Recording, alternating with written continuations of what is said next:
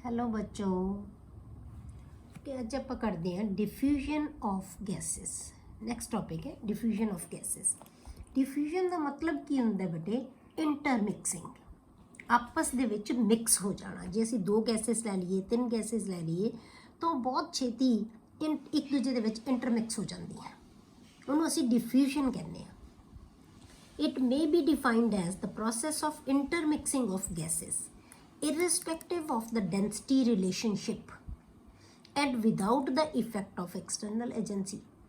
मतलब कि ना तो असी कोई एक्सटर्नल एजेंसी का मतलब कि असी कोई कोशिश करांगे भी उन्होंने मिक्स करने की, हिलावांगे उन्होंने स्टिर करांगे, ये भी नहीं। तो ना वो डेंसिटी रिलेशनशिप ते है, मतलब कि कोई हैवी गैस है कोई हल्की गैस है। आप दो सिलेंडर ले ले गैस दे, ठीक है, एक दे विच आपां एक गैस पा ली, दूजे सिलेंडर दे विच आपां दूसरी गैस पा ली, कोई हल्की होवे कोई भारी होवे, ठीक है। क्लोरीन लै ली, नाइट्रोजन लै ली। क्लोरीन गैस है जिहड़ी वो हैवी है, नाइट्रोजन है जिहड़ी वो हल्की है, ठीक है। या नाइट्रिक ऑक्साइड लै लिया, हाइड्रोजन लै ली।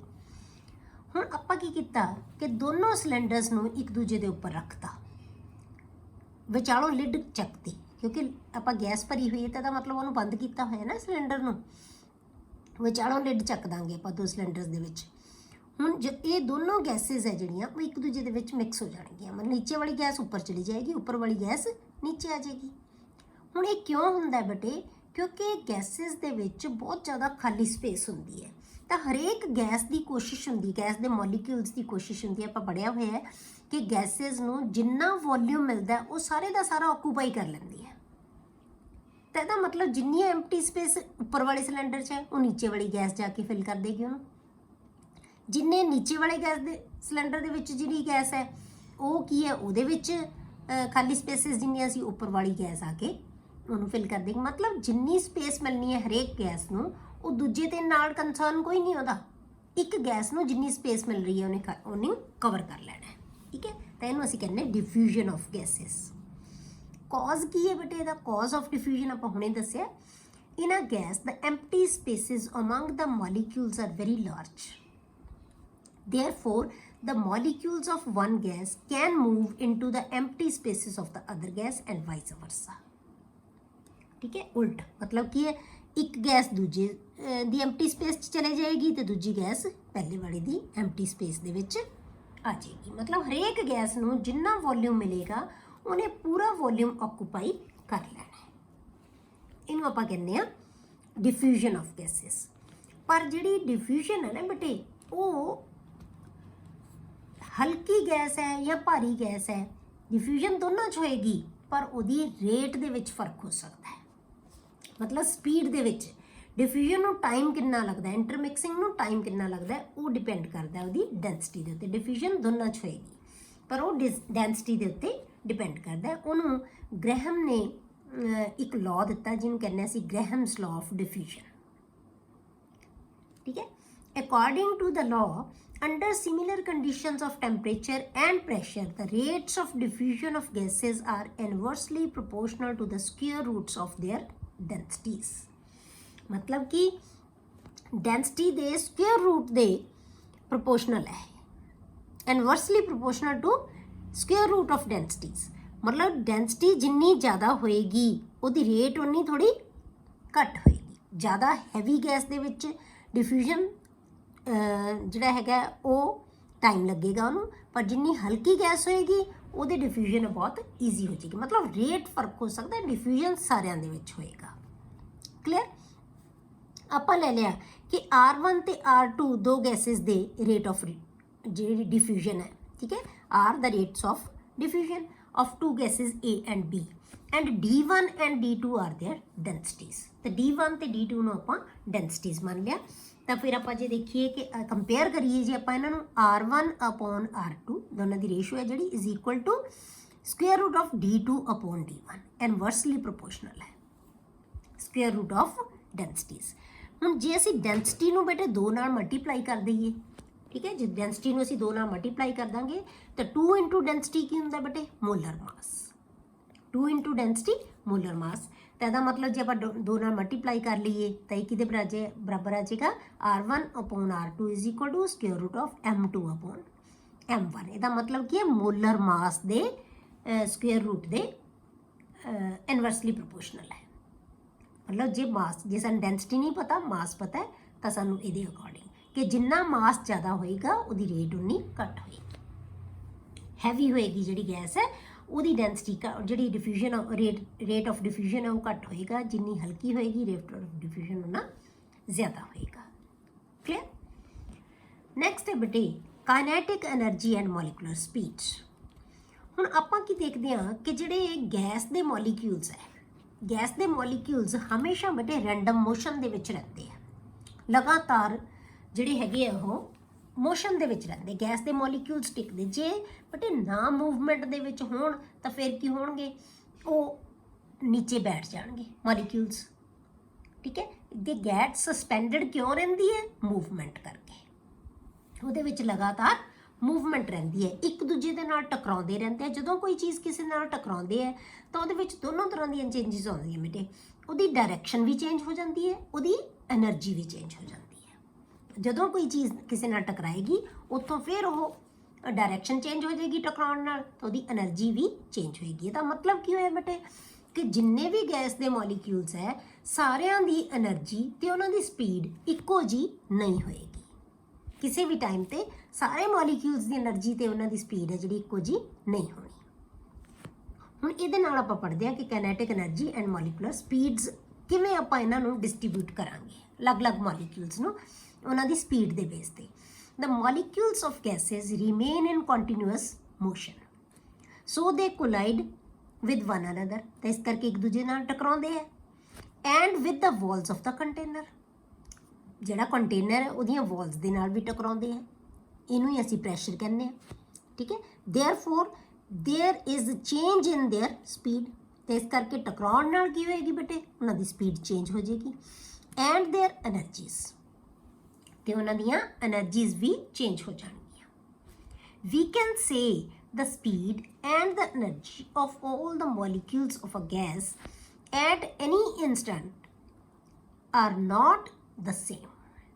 ਕਿਸੇ ਵੀ ਇਨਸਟੈਂਟ ਤੇ ਕਿਸੇ ਵੀ ਟਾਈਮ ਦੇ ਉੱਤੇ ਸਾਰੇ ਮੋਲੀਕਿਊਲਸ ਦੀ ਐਨਰਜੀ ਤੇ ਉਹਨਾਂ ਦੀ ਸਪੀਡ ਹੈ ਜਿਹੜੀ ਸੇਮ ਨਹੀਂ ਹੋਏਗੀ।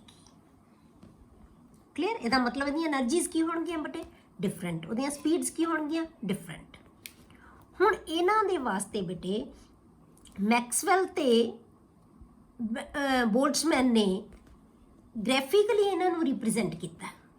ਮੈਕਸਵੈਲ ਐਂਡ ਬੋਲਟਜ਼ਮੈਨ ਇਹਨਾਂ ਨੇ ਦੱਸਿਆ ਕਿ ਜਿਹੜੀਆਂ ਸਪੀਡਸ ਹੈ ਨਾ, ਜਿਹੜੀਆਂ ਮੋਲੀਕਿਊਲਸ ਦੀਆਂ ਸਪੀਡਸ, ਮੋਲੀਕੂਲਰ ਸਪੀਡਸ ਜਿਨ੍ਹਾਂ ਨੂੰ ਅਸੀਂ ਕਹਿੰਦੇ ਹਾਂ, ਕਿ ਉਹਨਾਂ ਦੀ ਜਿਹੜੀ ਡਿਸਟ੍ਰੀਬਿਊਸ਼ਨ ਹੈ ਉਹ ਟੈਂਪਰੇਚਰ ਤੇ ਮਾਸ ਦੇ ਉੱਤੇ ਡਿਪੈਂਡ ਕਰਦੀ ਹੈ। ਠੀਕ ਹੈ, ਸਾਰੇ ਮੋਲੀਕੂਲਸ ਦੀ ਜਿਹੜੀ ਸਪੀਡ ਹੈ ਜਾਂ ਮੋਲੀਕੂਲਰ ਸਪੀਡ ਅਸੀਂ ਕਹਿੰਦੇ ਹਾਂ, ਉਹ ਟੈਂਪਰੇਚਰ ਤੇ ਉਹਨਾਂ ਦੇ ਮੋਲਰ ਮਾਸ ਦੇ ਉੱਤੇ ਡਿਪੈਂਡ ਕਰਦੀ ਹੈ। Maxwell and Boltzmann have shown that actual distribution of molecular speeds depends on temperature and molecular mass of the gas. कि गैस दी जे गैस हैवी है हल्की है वो भी डिपेंड कर वो भी अफेक्ट करेगी उन्हें स्पीड्स नू। ठीक है, या एनर्जीज नू।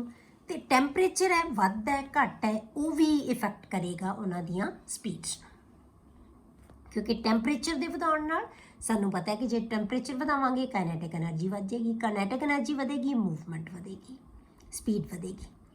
ठीक है, मास है जिहड़ा ये भी इफेक्ट करेगा। तो ये एक मैक्सवैल ने ये दस्सिया है कि जिहड़ी एक्चुअली जिहड़ी स्पीड है मॉलिक्यूल्स दी वो टैंपरेचर ते मोलर मास दे उत्ते डिपेंड करदी है कि डिस्ट्रीब्यूशन की होएगी स्पीड की, किवें असीं उन्हां नूं ग्राफिकली रिप्रजेंट करांगे। ते ये उन्हें ग्राफ बनाया। एक पासे ले लिया नंबर ऑफ मॉलिक्यूल्स, यानी असीं फ्रैक्शन ऑफ मॉलिक्यूल्स कह सकते हैं। नंबर ऑफ मॉलिक्यूल्स किहड़े बेटे, जिन्हां दी स्पीड इन्नी इन्नी हुंदी है कि जे आपां स्पीड इन्नी है, सपोज करो आपां आ उन्हें ग्राफ बनाया कि ये ग्राफ है number of molecules versus speed का। ठीक है, आ ग्राफ बन गया। ये टैंपरेचर T1 दे उत्ते ग्राफ बनाया है।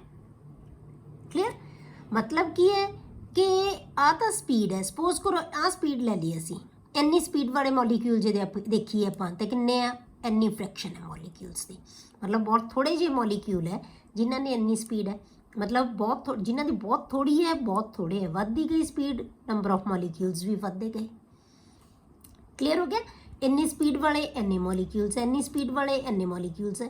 मतलब कि इदां इदां देखो, जे आप पीक देखिए तो इन्नी स्पीड वाले, स्पीड इन्नी है तो सब तो वध फ्रैक्शन ये स्पीड वाले मॉलिक्यूल्स दी है जिन्हां दी स्पीड इन्नी है। ठीक है, ये आ गया साडे कोले पीक आ गई ग्राफ की। मतलब कि सब तो वध फ्रैक्शन, नंबर ऑफ मॉलिक्यूल सब तो ज़्यादा हो गए ना, इन्ने मॉलिक्यूल्स है, मतलब कि सब तो ज़्यादा मॉलिक्यूल्स की स्पीड इन्नी है। उस तो बाद जे स्पीड वधदी गई तो फ्रैक्शन घटदी जाती है बेटे। इन्नी स्पीड वाले इन्ने मॉलिक्यूल रह गए, बहुत ज़्यादा स्पीड वाले मॉलिक्यूल्स बहुत थोड़े रह गए बेटे, बहुत इन्नी क फ्रैक्शन रह गई। ठीक है, इन्नी क फ्रैक्शन ही है, सिर्फ इन्नी, मतलब कि फ्रैक्शन घटदी गई जो स्पीड बहुत ज़्यादा वध गई।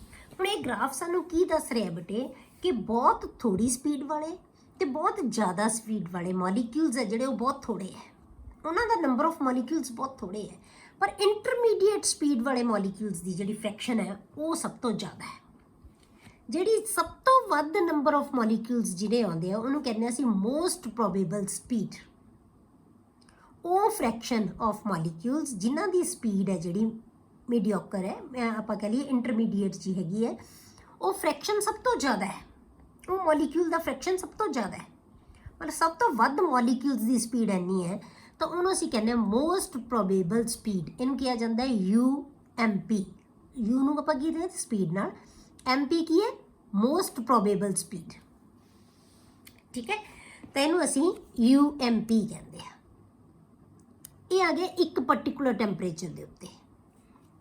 ਹੁਣ ਆਪਾਂ ਕੀ ਕੀਤਾ ਬੇਟੇ, ਟੈਂਪਰੇਚਰ ਚੇਂਜ ਕਰਤਾ, ਟੈਂਪਰੇਚਰ ਨੂੰ ਆਪਾਂ ਵਧਾਤਾ, ਆਪਾਂ ਲਿਖਿਆ T2 is greater then T1, temperature ਨੂੰ ਅਸੀਂ ਵਧਾਤਾ T2 ਟੈਂਪਰੇਚਰ ਤੇ।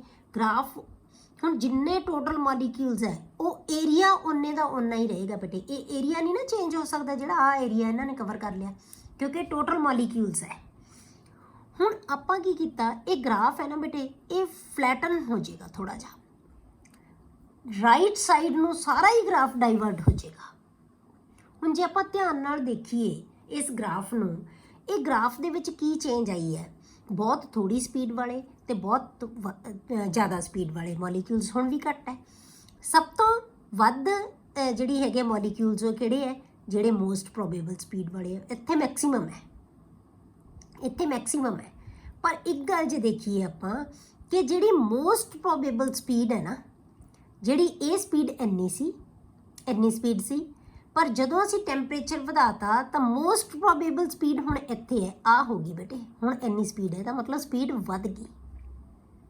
ਠੀਕ ਹੈ, ਪਹਿਲਾਂ maximum number of molecules the speed ਹੈ ਜਿਹੜੀ ਉਹ ਕੀ ਸੀ, ਇੰਨੀ ਸੀਗੀ, ਇੰਨੀ ਸਪੀਡ ਸੀ ਉਹਨਾਂ ਦੀ, ਪਰ ਜਦੋਂ ਅਸੀਂ ਟੈਂਪਰੇਚਰ ਵਧਾਇਆ ਤਾਂ ਉਹੀ ਮੈਕਸਿਮਮ ਸਪੀਡ ਵਾਲੇ ਮੋਲੀਕਿਊਲਸ ਦੀ ਸਪੀਡ ਇੰਨੀ ਹੋ ਗਈ, ਉਹਦੀ ਸਪੀਡ ਜ਼ਿਆਦਾ ਵੱਧ ਗਈ।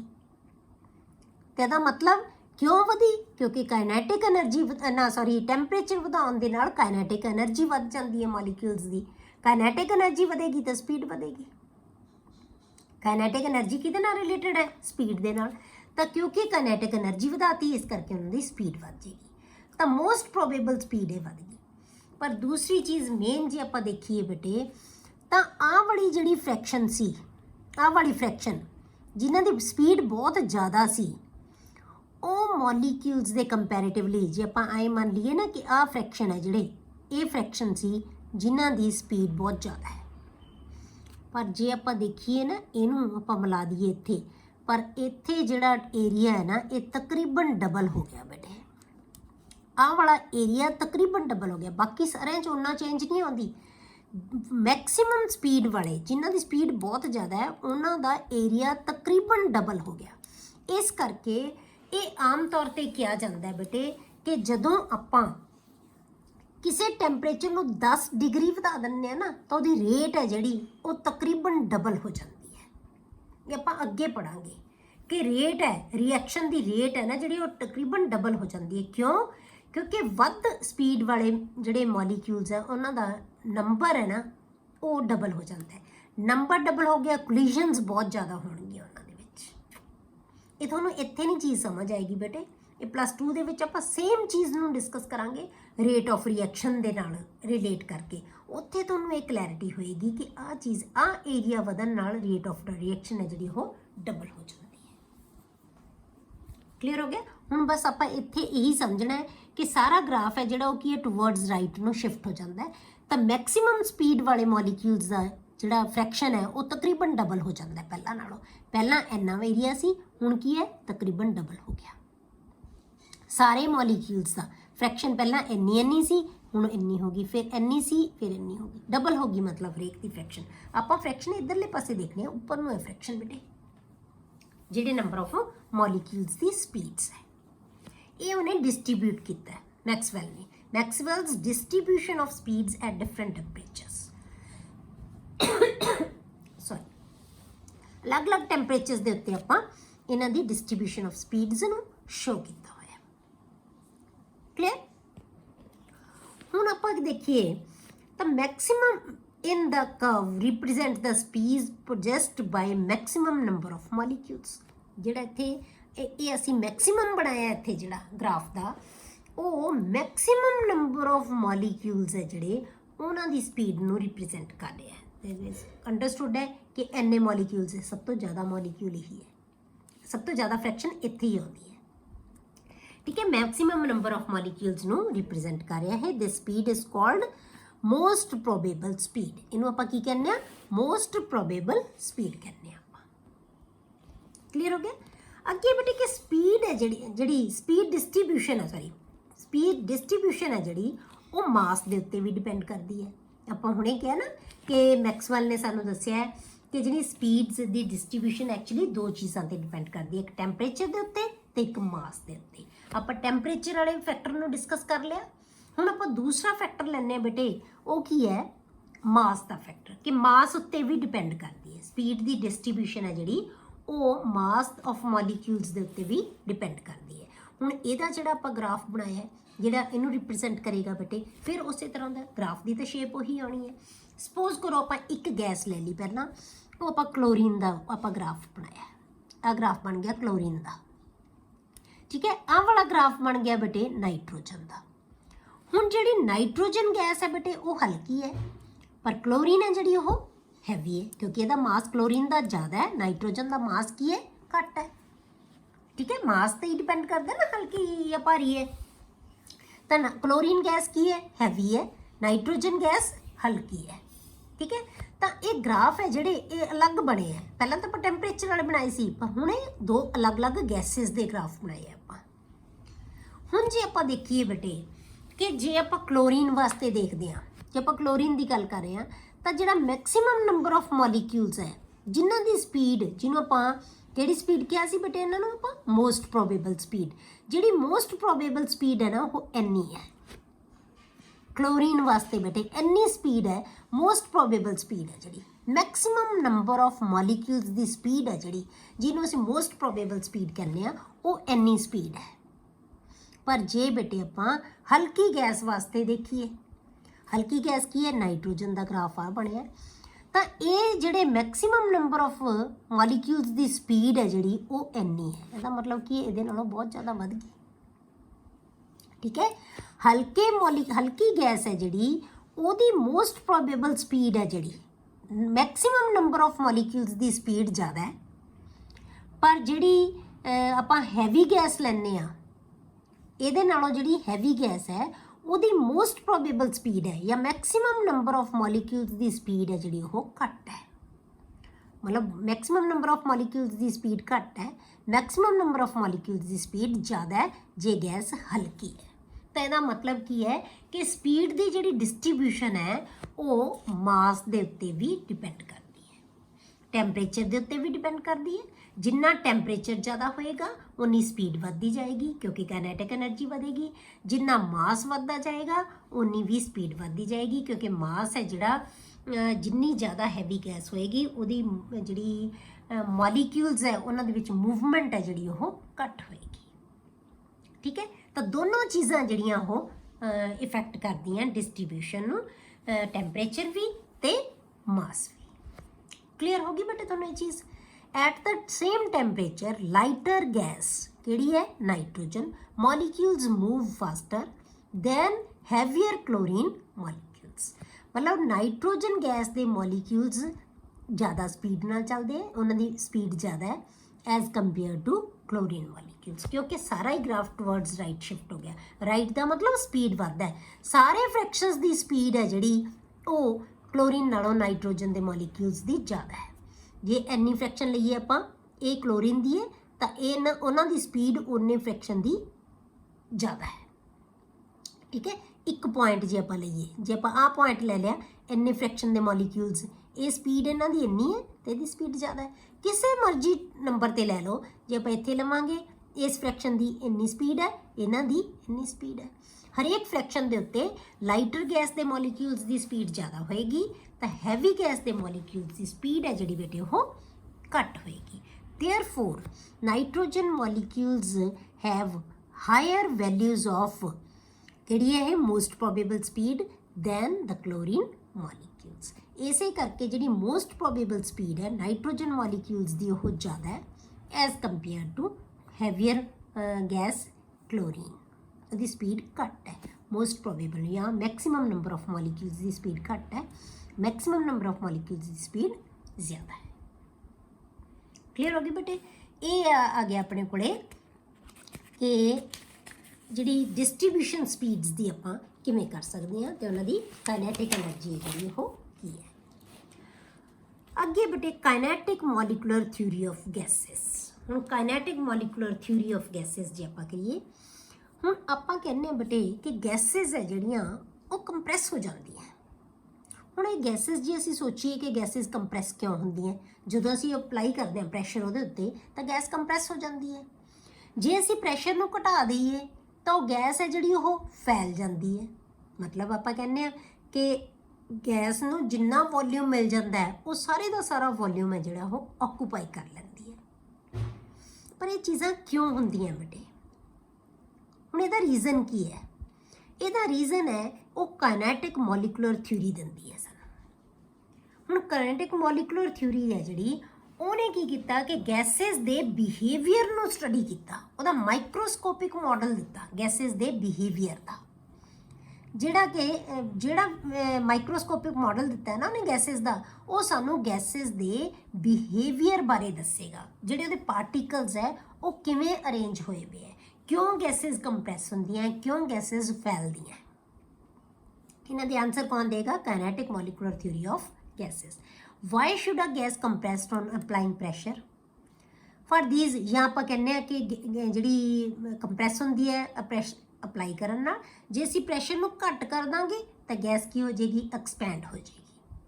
ठीक है, इस तरह के क्वेश्चन के आंसर्स लई for these type of questions kinetic molecular theory represents a microscopic model for different gases.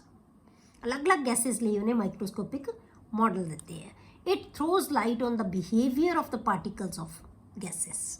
हुण गैसेस दे पार्टिकल्स है जिहड़े उन्हां दे बिहेवियर बारे सानू जानकारी देगी ये थ्योरी। इस थ्योरी दी असम्पशनस की है बेटे? असम्पशनस और postulates of kinetic molecular theory की एज्यूम किया उन्हें कि गैस किहो जी है। असम्पशन का मतलब एज्यूम की किया उन्हें।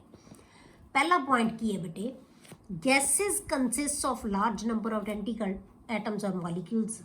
मतलब बहुत सारे पार्टिकल्स तो मिलके बने हुए हैं इको जे identical that are so small, वो इन्ने छोटे हैं एंड सो फार अपार्ट, इन्ने दूर है that the actual volume of the molecules is negligible in comparison to the total volume of the gas.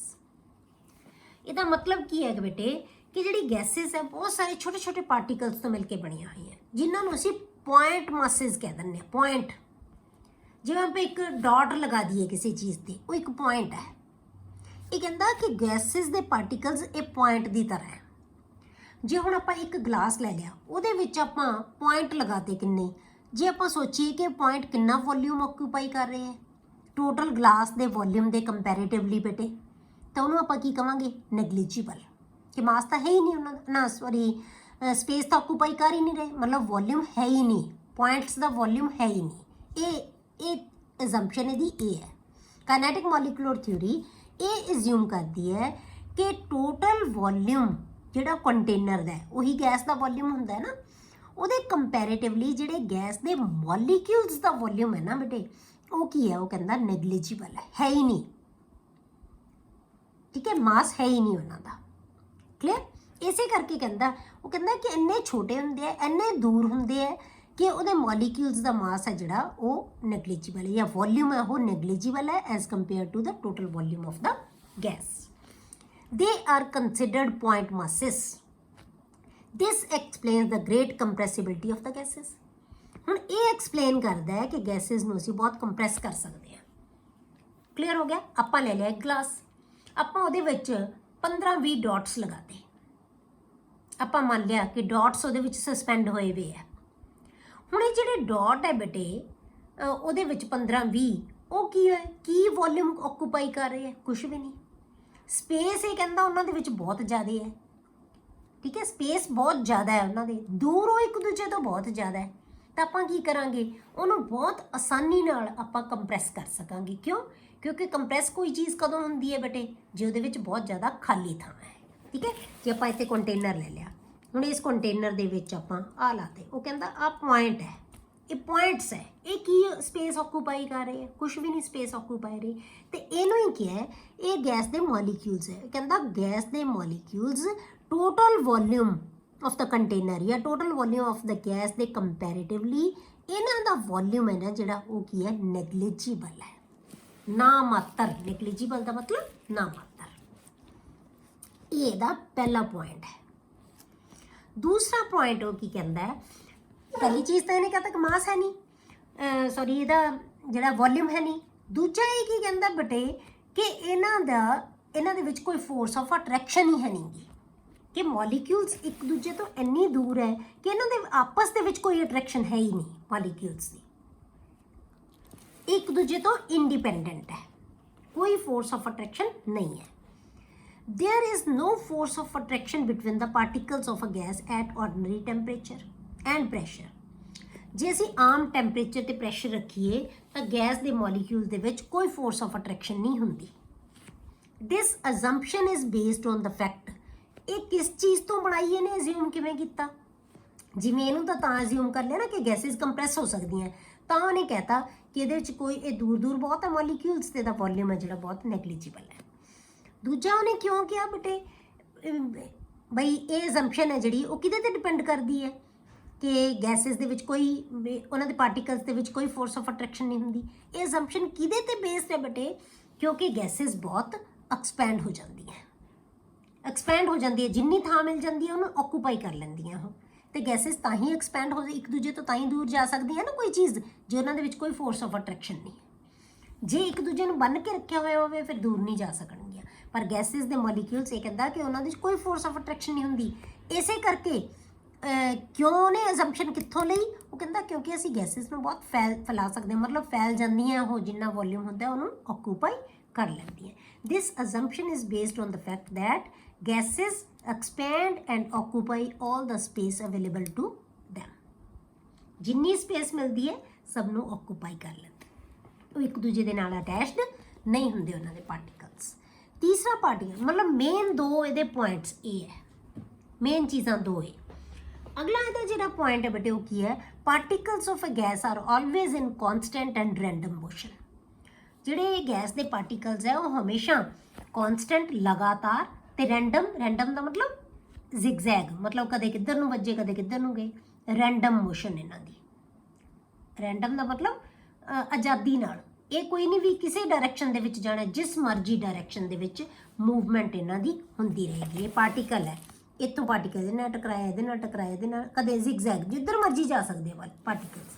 ਤੇ ਇਹਨੂੰ ਅਸੀਂ ਰੈਂਡਮ ਮੋਸ਼ਨ ਕਹਿੰਦੇ ਹਾਂ ਕਿ ਲਗਾਤਾਰ ਤੇ ਰੈਂਡਮ ਮੋਸ਼ਨ ਦੇ ਵਿੱਚ ਰਹਿੰਦੇ ਪਾਰਟੀਕਲਸ ਹੈ ਜਿਹੜੇ ਗੈਸ ਦੇ। ਅਗਲਾ ਪੁਆਇੰਟ ਉਹਨੇ ਕੀ ਕਿਹਾ, fourth, particles of gas move in all possible direction. Gas ਦੇ ਪਾਰਟੀਕਲ ਸਾਰੀਆਂ ਪੋਸੀਬਲ ਡਾਇਰੈਕਸ਼ਨ ਦੇ ਵਿੱਚ ਜਾ ਸਕਦੇ ਆ ਇਨ ਸਟ੍ਰੇਟ ਲਾਈਨ ਦੇ ਵਿੱਚ ਹੀ ਜਾਣਗੇ। ਪਰ ਜਦੋਂ ਉਹ ਮੂਵ ਕਰਦੇ ਆ ਡਿਊਰਿੰਗ ਦੇਅਰ ਰੈਂਡਮ ਮੋਸ਼ਨ ਦੇ ਕੋਲਾਈਡ ਵਿਦ ਈਚ ਅਦਰ, ਇੱਕ ਦੂਜੇ ਨਾਲ ਟਕਰਾਉਂਦੇ ਆ, and with the Waltz of the container, ਮਤਲਬ ਕਿ ਇਹ ਇੱਕ ਦੂਜੇ ਨਾਲ ਵੀ ਟਕਰਾਉਣਗੇ ਤੇ ਵਾਲਸ ਆਫ ਕੰਟੇਨਰ ਦੇ ਨਾਲ ਵੀ ਟਕਰਾਉਂਦੇ ਆ। 5th पॉइंट उन्हें की क्या बेटे, collisions of molecules are perfectly elastic. ਜਿਹੜੀਆਂ ਮੋਲੀਕਿਊਲਸ ਦੀਆਂ ਕੋਲੀਜਨਸ ਹੈ, ਜਿਹੜੀਆਂ ਆਪਾਂ ਕਹੇ ਇੱਕ ਦੂਜੇ ਨਾਲ ਟਕਰਾਉਂਦੇ ਹੈ, ਜਿਹੜੀਆਂ ਕੋਲੀਜਨਸ ਹੈ ਉਹਨਾਂ ਦੀਆਂ ਉਹ ਪਰਫੈਕਟਲੀ ਇਲਾਸਟਿਕ ਹੈ। ਇਹਦਾ ਮਤਲਬ ਕੀ ਹੈ ਬੇਟੇ ਕਿ ਕੋਈ એનર્ਜੀ ਚੇਂਜਸ ਨਹੀਂ ਹੁੰਦੀਆਂ, ਟੋਟਲ એનર્ਜੀ ਉਹੀ ਰਹੇਗੀ। ਇੱਕ ਦੂਜੇ ਨਾਲ ਟਕਰਾਉਣ ਨਾਲ એનર્ਜੀ ਚੇਂਜ ਹੋਏਗੀ ਮੋਲੀਕਿਊਲਸ ਦੀ, ਕਿਸੇ ਦੀ ਘਟੇਗੀ ਕਿਸੇ ਦੀ ਵਧੇਗੀ, ਪਰ ਜੇ ਆਪਾਂ ਟੋਟਲ એનર્ਜੀ ਦੇਖੀਏ ਤਾਂ ਉਹ ਕੀ ਹੈ, ਹਮੇਸ਼ਾ ਸੇਮ ਰਹੇਗੀ। ਟੋਟਲ એનર્ਜੀ, ਇੱਕ ਦੂਜੇ ਦੀ એનર્ਜੀ ਚੇਂਜ ਹੁੰਦੀ ਰਹੇਗੀ। Collisions of molecules are perfectly elastic. That is, the total energy of the molecules before and after the collisions remains same. ਸਾਰੇ ਮੋਲੀਕਿਊਲਸ ਦੀ ਕਿਸੇ ਦੀ ਵਧੇਗੀ ਕਿਸੇ ਦੀ ਘਟੇਗੀ, ਪਰ ਸਾਰੇ ਮੋਲੀਕਿਊਲਸ ਦੀ ਜਿਹੜੀ ਆਪਾਂ એનર્ਜੀ ਲਵਾਂਗੇ ਉਹ ਹਮੇਸ਼ਾ ਕੀ ਰਹੇਗੀ, ਸੇਮ ਰਹੇਗੀ, ਉਹ ਚੇਂਜ ਨਹੀਂ ਹੋਏਗੀ। 6ਵਾਂ ਪੁਆਇੰਟ ਕੀ ਹੈ ਬੇਟੇ, ਐਟ ਐਨੀ ਪਾਰਟਿਕੂਲਰ ਟਾਈਮ, ਕਿਸੇ ਵੀ ਟਾਈਮ ਦੇ ਉੱਤੇ the different particles in the gas have different kinetic energies। ਕਿਸੇ ਵੀ ਪਰਟੀਕੂਲਰ ਟਾਈਮ 'ਤੇ ਜੇ ਆਪਾਂ ਦੇਖੀਏ ਕਿ ਅਲੱਗ-ਅਲੱਗ ਪਾਰਟੀਕਲਸ ਹੈ ਜਿਹੜੇ ਗੈਸ ਦੇ, ਉਹਨਾਂ ਦੀ ਕਾਈਨੈਟਿਕ એનર્ਜੀ ਡਿਫਰੈਂਟ ਹੋਏਗੀ। ਕਿਸੇ ਪਾਰਟੀਕਲ ਦੀ એનર્ਜੀ ਜ਼ਿਆਦਾ ਹੋਏਗੀ, ਕਿਸੇ ਦੀ ਬਹੁਤ ਜ਼ਿਆਦਾ ਹੋਏਗੀ, ਕਿਸੇ ਦੀ ਬਹੁਤ ਘੱਟ ਹੋਏਗੀ। ਮਤਲਬ ਅਲੱਗ-ਅਲੱਗ ਪਾਰਟੀਕਲਸ ਹੈ ਜਿਹੜੀਆਂ ਉਹਨਾਂ ਦੀ ਕਾਈਨੈਟਿਕ એનર્ਜੀ ਹੈ ਜਿਹੜੀ ਉਹ ਅਲੱਗ-ਅਲੱਗ ਹੋਏਗੀ, ਪਰ ਟੋਟਲ એનર્ਜੀ ਕੀ ਰਹੇਗੀ, ਸੇਮ। ਜੇ ਕਿਸੇ ਦੀ ਵੱਧ ਹੈ ਦੂਜੇ ਦੀ ਘੱਟ ਹੈ, ਅਗਲੇ ਮੂਮੈਂਟ 'ਤੇ ਦੂਜੇ ਦੀ ਵੱਧ ਸਕਦੀ ਹੈ, ਪਹਿਲੇ ਦੀ ਘੱਟ ਸਕਦੀ ਹੈ, ਪਰ ਨੈਟ એનર્ਜੀ ਸੇਮ ਰਹੇਗੀ। ਐਂਡ ਹੈਂਸ ਡਿਫਰੈਂਟ ਸਪੀਡਸ, ਤੇ ਇਸ ਕਰਕੇ ਉਹਨਾਂ ਦੇ ਸਪੀਡਸ ਵੀ ਕੀ ਹੋਣਗੀਆਂ, ਡਿਫਰੈਂਟ। ਕਾਈਨੈਟਿਕ એનર્ਜੀ ਦੇ ਉੱਤੇ ਡਿਪੈਂਡ ਕਰਦੀਆਂ ਸਪੀਡਸ ਤਾਂ। ਜੇ ਕਾਈਨੈਟਿਕ એનર્ਜੀ ਜ਼ਿਆਦਾ, ਸਪੀਡ ਜ਼ਿਆਦਾ, ਕਾਈਨੈਟਿਕ એનર્ਜੀ ਜਿਹੜੇ ਮੋਲੀਕਿਊਲ ਦੀ ਘੱਟ ਹੈ ਉਹਦੀ ਸਪੀਡ ਵੀ ਘੱਟ ਹੋਏਗੀ। ਤਾਂ ਦਾ ਮਤਲਬ ਕਿਉਂਕਿ ਉਹਨਾਂ ਦੀ એનર્ਜੀਜ਼ ਡਿਫਰੈਂਟ ਹੈ, ਇਸ ਕਰਕੇ ਉਹਨਾਂ ਦੀ ਸਪੀਡਸ ਵੀ ਡਿਫਰੈਂਟ ਹੋਣਗੀਆਂ। ਤੇ ਆਪਾਂ ਪੜ੍ਹਿਆ ਨਾ ਇਹ ਕਿ ਸਪੀਡਸ ਅਲੱਗ-ਅਲੱਗ ਹੁੰਦੀਆਂ, ਇਹ ਕਹਿੰਦਾ ਵੀ ਇਸੇ ਕਰਕੇ ਹੈ ਪਾਰਟੀਕਲਸ ਦੀ। ਠੀਕ ਹੈ, ਲਾਸਟ ਜਿਹੜਾ ਇਹਦੀ ਅਜ਼ੰਪਸ਼ਨ ਹੈ ਬੇਟੇ ਉਹ ਕੀ ਹੈ, kinetic energy of the gas molecules is directly proportional to the absolute temperature. ਕਹਿੰਦੇ ਜਿਹੜੇ ਕਾਈਨੈਟਿਕ એનર્ਜੀ ਹੈ ਨਾ ਮੋਲੀਕਿਊਲਸ ਦੀ, ਉਹ ਟੈਂਪਰੇਚਰ ਦੇ ਡਾਇਰੈਕਟਲੀ ਪ੍ਰੋਪੋਰਸ਼ਨਲ ਹੈ, ਕੈਲਵਿਨ ਟੈਂਪਰੇਚਰ ਤੇ। ਐਬਸੋਲੂਟ ਟੈਂਪਰੇਚਰ ਆਪਾਂ ਕੈਲਵਿਨ ਟੈਂਪਰੇਚਰ, ਉਹਦੇ ਡਾਇਰੈਕਟਲੀ ਪ੍ਰੋਪੋਰਸ਼ਨਲ ਹੈ। ਹੁਣ ਇਹਦੇ ਪ੍ਰੋਪੋਰਸ਼ਨਲ ਦਾ ਮਤਲਬ ਕੀ ਹੈ ਬੇਟੇ ਕਿ ਜੇ ਅਸੀਂ ਟੈਂਪਰੇਚਰ ਨੂੰ ਵਧਾਵਾਂਗੇ, ਆਪਾਂ ਹੁਣੇ ਗ੍ਰਾਫ ਦੇ ਵਿੱਚ ਪੜ੍ਹਿਆ, ਤਾਂ ਉਹਨਾਂ ਦੀ ਕਾਈਨੈਟਿਕ એનર્ਜੀ ਜਿਹੜੀ ਵੱਧ ਜਾਂਦੀ ਹੈ, ਸਪੀਡ ਵੱਧ ਜਾਂਦੀ ਹੈ ਮੋਲੀਕਿਊਲਸ ਦੀ। It is seen that on heating a gas at constant volume, ਆਪਾਂ ਵੋਲਿਊਮ ਉਹੀ ਰੱਖਿਆ, ਡੱਬਾ ਉਹੀ ਹੈ ਗੈਸ ਦਾ ਸਾਡੇ ਕੋਲੇ, ਪਰ ਉਹਨੂੰ ਅਸੀਂ ਕੀ ਕੀਤਾ, ਉਹਨੂੰ ਹੀਟ ਕਰਤਾ ਅਸੀਂ। ਮਤਲਬ ਕੀ ਹੈ, ਟੈਂਪਰੇਚਰ ਵਧਾਤਾ ਉਹਦਾ। ਦ ਪ੍ਰੈਸ਼ਰ ਇਨਕਰੀਜ਼ਸ, ਕਿ ਟੈਂਪਰੇਚਰ ਵਧਾਉਣ ਨਾਲ ਪ੍ਰੈਸ਼ਰ ਵੱਧ ਜਾਏਗਾ ਉਹਦਾ। ਹੁਣ ਪ੍ਰੈਸ਼ਰ ਕਿਵੇਂ ਵਧੇਗਾ ਬੇਟੇ, ਹੁਣ ਪ੍ਰੈਸ਼ਰ ਕਿਵੇਂ ਵਧੇਗਾ, ਇਹਦੇ ਨਾਲ ਕੀ ਫਰਕ ਪਏਗਾ, ਹੁਣ ਕਿਵੇਂ ਰਿਲੇਟ ਕਰਾਂਗੇ ਆਪਾਂ ਇਹਨਾਂ ਨੂੰ। ਵੋਲਿਊਮ ਤਾਂ ਉਨਾ ਹੀ ਹੈ, ਟੈਂਪਰੇਚਰ ਅਸੀਂ ਵਧਾਤਾ, ਟੈਂਪਰੇਚਰ ਵਧਾਉਣ ਨਾਲ ਕੀ ਹੋਏਗਾ ਬੇਟੇ, ਕਾਈਨੈਟਿਕ એનર્ਜੀ ਵੱਧ ਜਾਏਗੀ ਮੋਲੀਕਿਊਲਸ ਦੀ। ਜਦੋਂ ਕਾਈਨੈਟਿਕ એનર્ਜੀ ਵੱਧ ਗਈ ਤਾਂ ਉਹਨਾਂ ਦੀ ਸਪੀਡ ਵੱਧ ਗਈ, ਜਦੋਂ ਸਪੀਡ ਵੱਧ ਗਈ ਤਾਂ ਇਹ ਮੋਲੀਕਿਊਲਸ ਹੈ ਜਿਹੜੇ ਉਹ ਇੱਕ ਦੂਜੇ ਦੇ ਨਾਲ ਜ਼ਿਆਦਾ ਤੇਜ਼ੀ ਨਾਲ ਟਕਰਾਉਣਗੇ, ਉਨੀ ਹੀ ਤੇਜ਼ੀ ਨਾਲ ਇਹ ਵਾਲਸ ਆਫ ਕੰਟੇਨਰ ਦੇ ਨਾਲ ਟਕਰਾਉਣਗੇ। ਤਾਂ ਜਦੋਂ ਵਾਲਸ ਆਫ ਕੰਟੇਨਰ ਨਾਲ ਟਕਰਾਉਂਦੇ ਆ ਤਾਂ ਉਹਨੂੰ ਅਸੀਂ ਕਹਿੰਦੇ ਹਾਂ ਪ੍ਰੈਸ਼ਰ।